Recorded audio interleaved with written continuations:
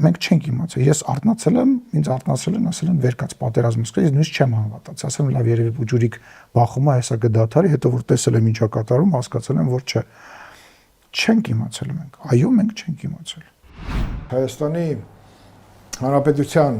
հետախուզական ծառայության կառույցները եւ գլխավոր շտաբը այլ աղբյուրներից մեր հետախուզական կարողացել է հստակ ճշտի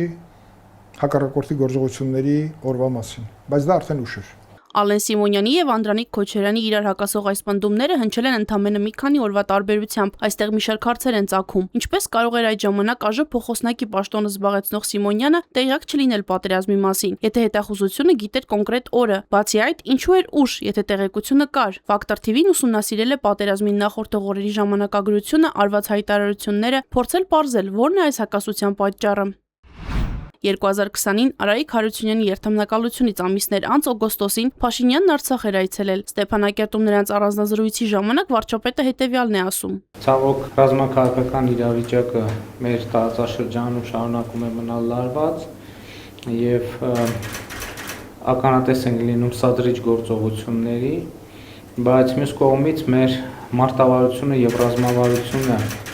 եւ մեր փոխգործակցության եւ մեր զարգացման ռազմավարությունը չի փոխվում, որովհետեւ ըստ էության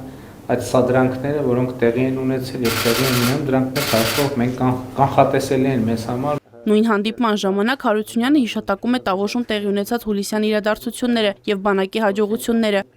2020-ի օգոստոսի 29-ին Փաշինյանը տիկնոջ Աննա Հակոբյանի հետ Ստեփանակերտում մասնակցում է Արցախի բարձրագույն պարգևներ հանձնելու հանդիսավոր արարողությանը։ Հաջորդ օրը ղեկավարներն այցելում են Պաշտպանության բանակի շտաբ, որտեղ տեղի է ունենում ծառայողական խորհրդակցություն։ Արցախից վերադառնալուց հետո Նիկոլ Փաշինյանը տիկնոջ հետ մեկնում է Տավուշ, այցելում սահմանապահ համայնքներ։ Անկախության տոնին պատերազմի մեկնարկից 6 օր առաջ Հայաստան է ժամանում Արցախի նախագահ Արայիկ Հարությունյանը, իսկ սեպտեմբերի 25-ին վարչապետն ընդունում է Արցախի խորհրդարանի պատվիրակությանը։ Սեպտեմբերի 27-ին Ադրբեջանը լայնածավալ հարձակում է սկսում Լեռնային Ղարաբաղի վրա։ Ընդդիմադիր դաշտի ներկայացուցիչները մինչև այսօր էլ պնդում են, որ պատերազմին նախորդող մի քանի շաբաթների ընթացքում Փաշինյանի գործողություններն են սրել իրավիճակը, այդ թվում Արցախը Հայաստան է եւ վերջ արտահայտությունը, որը հնչել է 2019 թվականի օգոստոսի 5-ին Ստեփանակերտի վերածննդի հրապարակում։ Քաղաքագետ Բենյամին Պողոսյանը կարծում է, դեռևս 2011 թվականին է Ադրբեջանում որոշում ընդունվել, որ հարցը ռազմական ճանապարհով պետք է լուծվի։ Սակայն միևնույն ժամանակ բոլորս պետք է հասկանանք, որ այլ բան է ընդունել որոշում, այլ բան է իրականացնել որոշում։ Որոշումը իրականացնելու համար անհրաժեշտ են որոշակի նպաստավոր պայմաններ։ Եվ այս համատեքստում իմ գնահատմամբ Հայաստանի իշխանության որոշ քայլեր ներառան նաև ձեր նշած հայտարարությունը, ինչ որտեղ հավելյալ նպաստավոր ֆոն ստեղծեցին Ադրբեջանի համար 2020 թվականի սեպտեմբերի 27-ին հարձակում սկսելու համար։ Արդյոք վարչապետ Նիկոլ Փաշինյանը նախապես տեղյակ է եղել պատերազմի մեկնարկի հավանական ամսաթվի մասին։ 44-օրյա պատերազմի հանգամանքներն ուսումնասիրող ԱԺ քննիչ հանձնաժողովում Նիկոլ Փաշինյանի հարցաքննության ժամանակ Անդրանիկ Քոչարյանը նշել է, որ սեպտեմբերի 25-ին ռադիոկլանման միջոցով ստացվել է թուրքական F-16-ի օդաչուների խոսակցությունը, որ վաղն ինչ-որ կարևոր բանի պիտի մասնակցեն։ Վարչապետն ինքը հանձնաժողովում հաստատել է այս տեղեկությունը։ Այդ տեղեկությունը, այո, ինձ կոնկրետ զեկուցվել է։ Եվ եթե ես ճիշտ լսեցի հարցը կամ կարդացի, խոսքեր գնում հաջորդ օրը ինչ որ գործողության պատրաստ լինելու մասին։ Բայց մինչև այդ պահը, օրինակ մեր ինստիտուտները նույն ինչքան են հավանական գնահատել պատերազմը, մինչև ամսի 25-ը։ Ինչքան են հավանական գնահատել։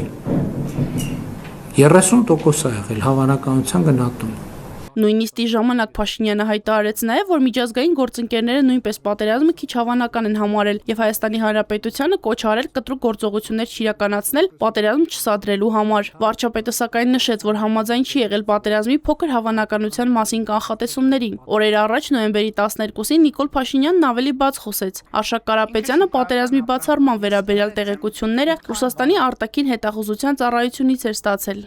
Իրանց արտաքին հետախուզական ծառայությունը 2022 թվականի գարնանը ասում էր բացառված է, որ սահմանին էսկալացիա լինի, որովհետև հապկը ընդեղ է։ Եվ էլ չասեմ դա ինձ առաջ ինչ էր ասում։ Իրանց արտաքին հետախուզական ծառայությունը 20 թվականի սեպտեմբերի 20-ին ասում էր բացառված է, որ էսկալացիա չի լինելու եւ այլն եւ եկեք չմտնենք էլի այդ դաշտեր։ Հարցի վերջնական եւ ամբողջական պատասխանը կարող է տրվել 44-օրյա պատերազմի հանգամանքներն ուսումնասիրող ԱԺ քննիչ հանձնաժողովի զեկույցի ամբողջական հրապարակումից հետո, որը սակայն ուղարկվել է ԱԺ-ի գաղտնի բաժին եւ հանրությանը հասանելի չէ։ Ինչու այսօր 5 տարի անց նույն քաղաքական թիմի ներսում պատերազմին նախորդող հանգամանքների վերաբերյալ չկա միասնական դիրքորոշում։ Տրամաբանությունը հուշում է, որ գոնե բարձրագույն ղեկավարությունը պետք է նույն աղբյուրներից օգտվի եւ այստեղ հակասություն չպետք է լինի։ Բայց եթե նույնիսկ դա դնում ենք մի կողմ, ապա արդեն փորձագիտական շրջանակներում 2020 թվականի կեսերից ակնհայտ էր, որ ինչ որ մի բան տեղի ունենալու է։ Այն, որ Պաշտպանության նախկին նախարար Արշակ Կարապետյանը Ռուսաստանի զինված ուժերում մտերմիկ կապեր է ունեցել եւ այնտեղից հավաստիացրել են պատերազմ չի լինելու, 3 ֆակտոր TV-ի եթերում ասել էր նաեւ ԱԺ Պաշտպանության եւ անվտանգության հարցերի մշտական հանձնաժողովի նախագահ Անդրանիկ Քոչարյանը, այնինչ Ալեն Սիմոնյանը հարցազրույցում հավաստիացրել էր, եթե նույնիսկ պատերազմը սկսելուց 1 օր կամ 1 ժամ առաջ վարչապետ Նիկոլ Փաշինյանը այդ հավանականության մասին իմանար, ապա ինքն էլ այդ մասին տեղյակ կլիներ։ Թեև այս հայտարարությունների համադրությունից պարզ չի դառնում ի վերջո իշխանություն ունեցել է պատերազմի մեկնարկի մասին հստակ տեղեկություն թե ոչ, սակայն արկա են փաստեր ու գնահատականներ, որոնք թույլ են տալիս եզրակացնել, որ Հայաստանի բարձրագույն ռազմաքաղաքական ղեկավարությունը, ներառյալ վարչապետը, առնվազն տիրապետել են պատերազմի մոտալուտ վտանգի մասին տեղեկությունների։